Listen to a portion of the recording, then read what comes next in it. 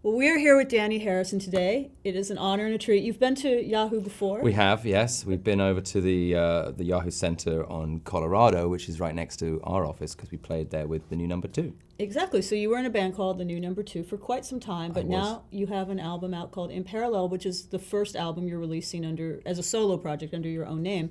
So the obvious question to start with is, why did you make that decision? Why now? What happened with the band? That sort of thing. Well, the band kind of just took a break after we did Fear of Missing Out. We were in the middle of our tour and we'd played a KCRW show, and we got approached by the director Richard LaGravenese, who wanted us to score his big movie that he was directing, which at the time, the movie Beautiful Creatures. And so we kind of pivoted because we were given this opportunity and we didn't have that much time, because, when you get films, quite often it's very late in the day as a composer. So we kind of just went straight into that and ended up kind of cutting the tour short, and we ended up at Abbey Road doing a big orchestral arrangement, and it was really fun. We had a lot of band stuff in there. The whole band was actually already, we were going out to play a show in England, and we just kind of fit this session into the middle. So yeah, it worked out, and then that changed our sort of direction. So me and Paul carried on composing and went into TV and back and forth between TV and film, and here we are 5 years later. I've been forced to kind of compose under my name. Forced? Well, I mean, it's just more confusing, I think, when people see a band scoring a movie, and there's been stuff in the past where bands have kind of like bailed during the middle of projects, and it just didn't give much confidence, I think, to the whole being a band and scoring. So I was working on movies under Dhani Harrison and Paul Hicks, obviously, and ended up halfway through finishing this record in between film projects, and we kind of got to the point where I was trying to get people to come and collaborate, and they were all saying, no, we'll play and we'll do some stuff that I've already written, most of it anyway, but this should be a Dhani Harrison record, and my friend said to me, if you want to give this record what it deserves, you should now finally do it, because no one would be expecting you to do that. So, and so I did, and it's been really well received. I'm quite happy with having taken so long to do it, because it gave me a chance to develop myself as an artist. And there's a lot of there's many tracks on this album that sort of seem to be reflecting what's going on in the world today. There's certain specific songs I want to talk to you about, like there's such a term that we hear all the time, fake news, and you have a song called #WarOnFalse. Well, this came about 2 years ago, okay. And it was just one of those things we were looking around, and me and my friends just see, it's like we were talking about earlier, just basically celebrity for celebrity's sake, and people, suddenly becoming, like these voices, but having nothing to say because they're just famous for being famous. And so anytime we'd see this, we'd just put #WOF next to it, so that whenever, you'd see someone's feed and it would be like a polite way of just saying, this is a complete load of bullshit. And, that became a thing, and it's like, if you're not standing for anything, if you don't have a opinion, then, don't have an opinion. But if you want to like actually accomplish anything, I think as a human, you should probably like get involved in being conscientious about being a human. So we, when I wrote that, then this whole term fake news came out like a year later, and I was like, wow, that's really funny. How now it took on a new meaning. It took on a totally new meaning. But it's funny because a lot of the tracks on this record ended up being stuff that was kind of just about to brink over the edge. And like, I guess I was spending a lot of time by myself and in nature, and I was kind of not in the gossipy city world vibe, and I was just kind of looking at it from afar. And then funny, like the few little things that I picked up on, I guess, that were just happening were just about to happen. And so this was definitely one of those examples where it was just like, oh, people are going to think that I Yeah, I wrote I that. thought it. Yeah, no, but like that's a common thing that people keep thinking, but it's actually just as a coincidence. What is Summertime Police about? That again was written about a more tongue-in-cheek time about my time growing up in the countryside in England, and like from the perspective of being 17, what's your currency? What's not getting caught basically is a good thing, and that's what you kind of live by when you're 17. You're trying how are you trying to have fun? What are you trying to do? And so it was kind of a very light-hearted song, and then again, several months later after it happened, suddenly I'm watching like Standing Rock and things like that, and I'm like, wow, this is actually taking on another life and now another whole meaning. So in a lot of these things, and I don't mind that that's the way it goes, because I guess these things are in the collective consciousness, and I'm sure we're going to be seeing a lot more Summertime Police around the country in the future. And you have another song called, pardon me if I pronounce it wrong, Ulfur? Ulfur, which is a wolf. Resurrection. It feels like that's sort of apocalyptic in feel. I guess. I mean, this was one of those things that we wrote. I wrote with Paul. It was a cue for a movie that we'd never used. It was one of those things we were like, well, this is great. We really like this, but it was a test for something, and they ended up not using it. So we were like, great, that's good. That means one day when we do a big dramatic record, we can put that on there. And that was the end section, and then the beginning section was something I'd written about a guy who repeatedly dies and comes back to life. And then the two things kind of was about the same thing, and we just put them together, and it suddenly became this one big long piece of music. But yeah, that was one of those interesting songs that I really enjoyed working on that one, because it's a pretty trippy number. Yeah. It's one of my favorite ones on the record. So you were mentioning that people should, try to be better human beings, or, take a stand, or just not just be about vapid celebrity culture. What are some causes that are important to you these days? Homeless in Los Angeles. I've seen a lot of work that Tom Morello's done on the homeless and the Night Watchman and stuff. Mm-hmm. That's something that particularly affects me when I'm in the city. I see it just makes me very, very sad, and it's a common problem, and especially Los Angeles. It's really nice to live in Venice and Santa Monica. It's really bad on the west side. I mean, for example, like tonight I'm going to support Alexandria House in Hollywood, which is, well, actually towards Silver Lake, which is a recovery house for abused women. Oh, okay. So we go and cook there.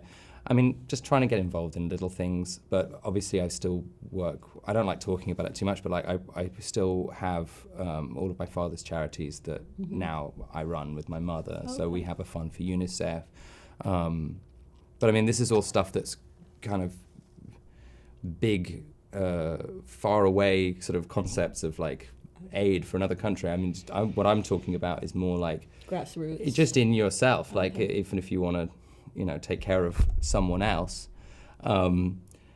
you've got to like take care of yourself first, And so kind of that important message, I think, is the thing that we get distracted from with all of the news and the social media. It's like if you want anything to change, it has to sort of come from within. And when you start getting your frequency right, then it resonates outwards, and then that has a knock-on effect to other people, and then it's like it causes a positive sort of shift. And even, you can see it in your life, you can see it in music, and this was definitely something that happened with me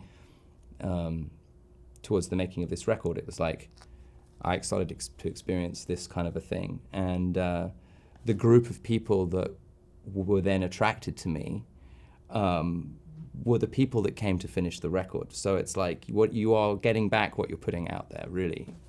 Absolutely. Well, since you mentioned your father, he obviously came from an era of a lot of, music and social consciousness and getting involved in politics. It was par for the course in the 60s, and he obviously was involved in a lot of causes. Was that something you were taught early on about, kind of knowing the world outside of yourself? And, I think I still, my dad always, and he was so close with Ravi Shankar, and I feel like my dad wasn't very political, but he wanted to help his friends, and to see, like, especially with the concert for Bangladesh, to see what was happening to Ravi's hometown, his home country.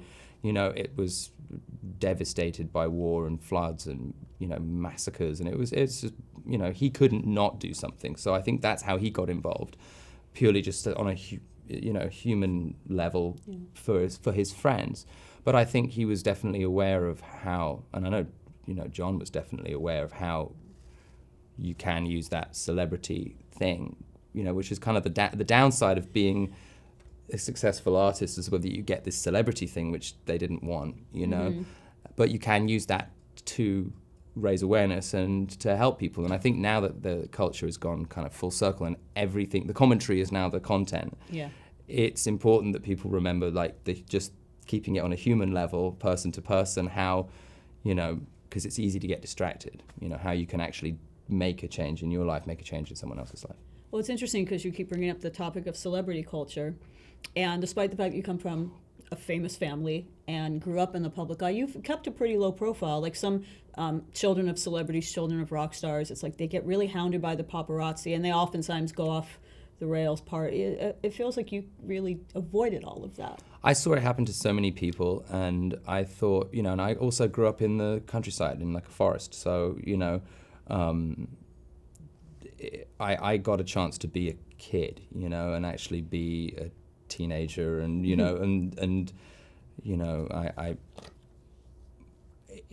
I was so aware of what it was, what was looming over my head should I go down a wrong path, that I guess that really kept me in school, kept me working really hard.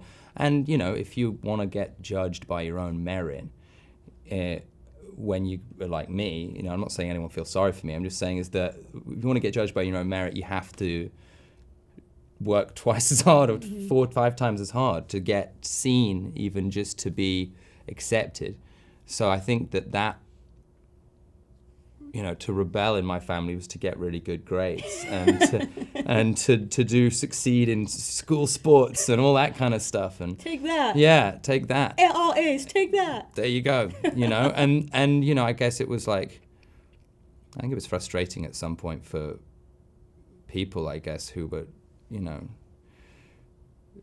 because I guess I was trying to overachieve. And, my mum's like that as well, and my dad was like that as well, he was very conscious. So I come from a family of overachievers, and, I guess I managed to stay out of it because I was too busy working. Well, talking about sort of the point you just made about having to prove yourself, maybe having to work a little harder, that takes me back to the first question I asked. I often wondered if the reason that you didn't use your own name and used a band name for your earlier recordings was because you wanted to, not have to use the Harrison name. Certainly, I wanted people to be able to, get to see the work for what it, for what it was, to be able to hear the music. Right. For what it was before having a preconceived idea. And I think that there's so much of that, it's like if you think a food is disgusting before you eat it, you're automatically going to hate it. You know what I mean? So if you're prejudiced against something before you listen to it, it's.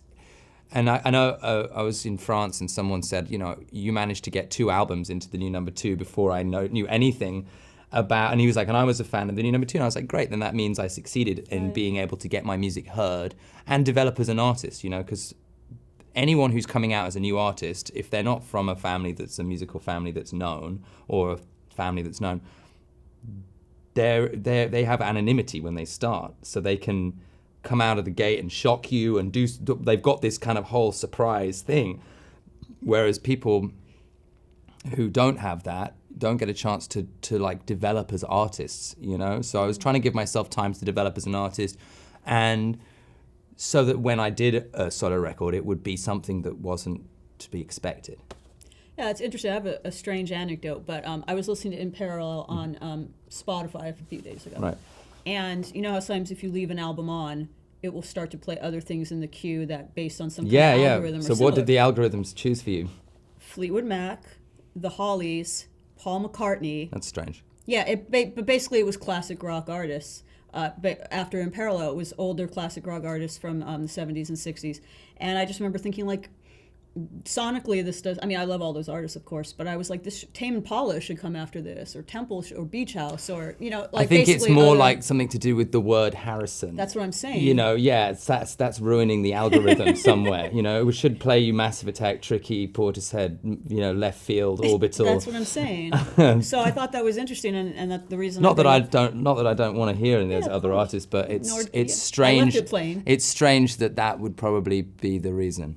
That I knew that was the reason, because sonically those artists didn't have in common with what I'd heard on your album, and I just wonder if that's just something. Well, hence the new number 2. You see, that wouldn't have that problem. I need to do the Spotify experiment. Do it with the new number 2. I'll bet you it'll play something. Play different stuff. Different stuff. So I guess I'm telling that anecdote to open up the line of questioning of if that is a concern for you. I mean, when you have, and it doesn't have to just be Harrison. It could be, you know, any famous, you know, like.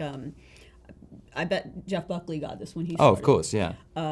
Rufus Wainwright, you know, this probably even, I mean, it's probably why Jacob Dylan did the Wallflowers, right? Like, is there a concern that you're only drawing fans who, from that era, or people who are fans of that era, as opposed to the newer fans? I think, you know, if you've got a good bit of art and you're trying to get your message across and be seen, it doesn't really bother me who sees it. And I like it when someone who I know has got really good, like, similar music taste to me, or, like, not saying that I have great music taste, I just listen to a lot of different stuff, says that they heard it because it came on after something else. And that's like, oh, okay, good, so that's working, you know what I mean? I mean, I'm not really worried about attracting the wrong people, because if they want to come and stay and listen, they can, and if they don't like it, they can go and listen to something else, you know. And fair enough. And it's only music, you know. It's not. It's just music. It's not only music. Music is so important. I think it's particularly important in the times we're going. But it doesn't. Right, as I'm saying, is it doesn't hurt you. Right. It's not like something that's like. It's not like mainstream news that's actually acidifying your body. You know, it's like, if you don't like it, you can change it, you know. We've talked a lot about the news cycle and the media cycle. Like, I'm curious to talk more about that with you, like, about your opinions on where we're going culturally with that. I think this is really interesting because there's so much information out there. I guess at some point it has to reach the bubble has to sort of burst in a way, because there's where are they going to store all the news? Are they going to build data centers all over the world? Like, there's just all the photographs. Where are they all going? You know what I mean? Like, how many years now have we had, you know, people just posting pictures every day? Like, where are all those pictures? Are they living in a data center in Iceland somewhere? You know, like, probably. So that seems like a kind of like an unsustainable thing as well. You know, eventually people will just get sick of it, I think, and go back to nature. Hopefully. I hope so, you know, because it doesn't do any good to worry about stuff all day long. And again, it's like, if you're in a freaked out position and your frequencies are all wrong, then you're putting that more out there, you know, and it's generating more of a freaky situation. So you got to unplug at some point and then get back to the sort of connection with the world we actually live in, as opposed to the world that's imposed on you at the moment. Is that a recurring theme on In Parallel? Definitely. I think I just feel like, you know, and I've definitely noticed it with my dad as well. He used to say, like, my nervous system's wrecked after being in the media for that many years, you know. It really frazzled, you know. And he was just saying, you know, don't do that, because you will pay the price for your nervous system, you know. And I felt like, you know, a couple of years back, I was definitely paying the price with my nervous system, just with everything that was going on in the world and in my life.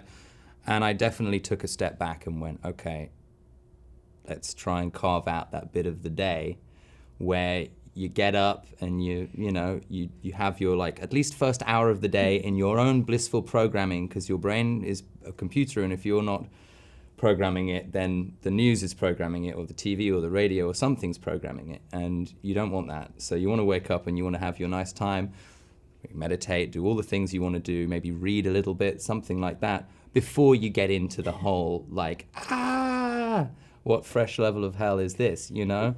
I'm sorry to laugh because it's not funny. It's not funny, but it's true, you know, and it's one of those things where I definitely made a lot of time to go and be in nature and check out some old trees and walk, and that got me into the place where I could get the things around me calm enough so that I could then make a record, or then even just be able to come on and talk to you and not be like, freaked out. You know? I don't want to freak you No, out. but I mean, saying it's, you know, we need to look after ourselves very much, and especially when you're being barraged by so many different frequencies from so many different angles, it's like you got to make sure you carve out the time in a day to care for yourself, I think. What was, you said 2 years ago, was there a specific breaking point or something that was going on? I think it was just wrecked your nerves? the world was going more and more and more. I was traveling a lot, and it was just, it didn't feel like I stopped to do a little bit of reprogramming, you know what I mean? I felt like I was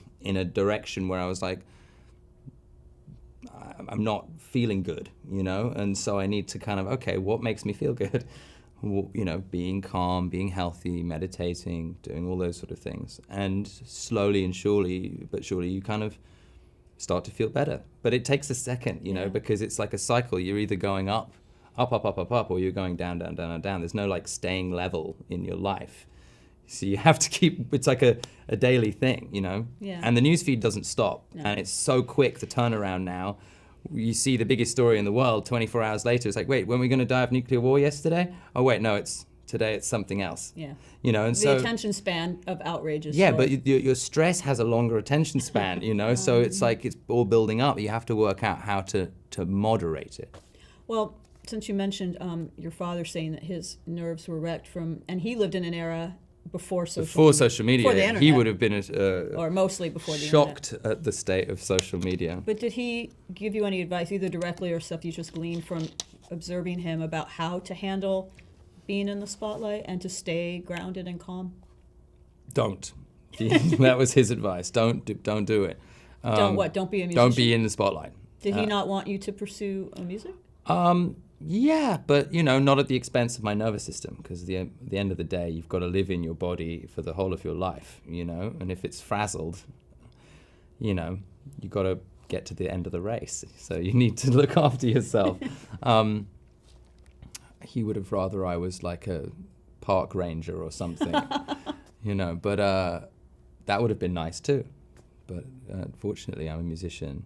Oh, it's kind of, I guess I wouldn't say it's in your DNA, because there are plenty of children of musicians who don't become musicians. There's children of actors that don't become actors. But did you feel that it was kind of like your destiny? You grew up with this, it's in your blood? I just kind of, you know, I was making records from when I was a kid. Like I lived next to the studio in our house. So to get to the kitchen, I used to have to go past the studio. You'd always, the sights, sounds and smells of a working rock and roll band on the road, you know, you just see it every day. And it's, you know, you come home some days and walk through the middle of a Indian classical music session. I'm like, sorry, I just came in the hall and there's tabla players sitting there, you know, and it was just, and, you know, some days it would be the Wilburys, some days it would be Shakespeare's sister, you know. I just interviewed Siobhan Fahey this week. She's a dear friend of mine. She's wonderful. She's a dear friend. It's all connected. They actually recorded that album No way. at my house,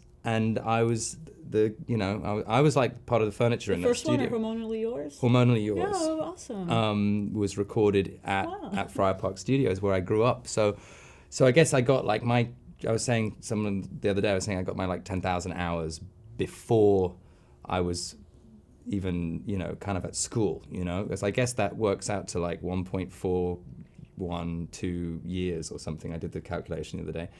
So it's like a continuous stream of music going into your head. Like that's just, then no one's around in the evening time, so you've got to press play and record. So that's kind of how I ended up working on making records. When you were a child with all this going on, were you aware these people were famous, were legends, or were they just like, my parents have some friends over? I don't think I met anyone at the studio ever who was in any way considered themselves to be a big shot, even though they were the biggest of the shots. And, you know, I never got talked down to ever. And, you know, my dad kept good company, and they were all his friends have treated me the same way since from when I was a kid to now. And it's weird because I grew up, and it's like they stayed the same age, and I grew up, and now I'm part of their group. So I think that's a lot to be said for how, lovely the people are. So yeah, no, I mean, I never thought, I knew what I was seeing, but I never thought it was never glitzy or anything. Awesome. If you don't want to talk about this is okay. But I know you were close to Tom Petty. Do you have any memories you want to share about when he visited? Because you mentioned the Traveling Wilburys just now. Well, I don't know, just a lot. He was very supportive of me. I mean, so new. I don't, have anything to say that's original. I mean, it's awful to lose Tom, and I haven't seen anything like that happen since my dad. Such an outpouring. And he was the first person I played this record to, and he sat and listened to the whole thing from start to finish, and loved it, and was so supportive of everything I did. And it was just in March when I played with him at Music Airs.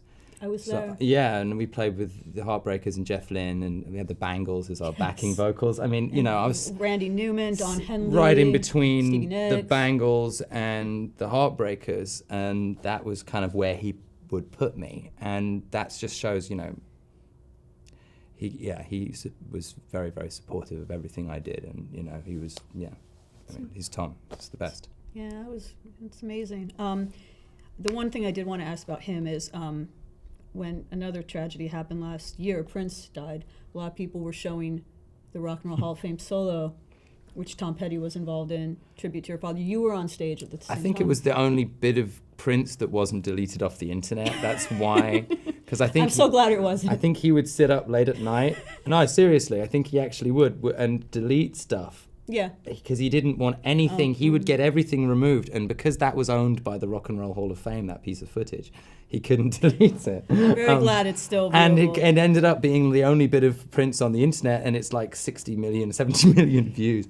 And you were there. That was, again, straight between the Heartbreakers and Prince. That was where Tom would position me. See, I'd be like the buffer zone between the other band that was playing with us. And that was a hysterical afternoon. Very, very...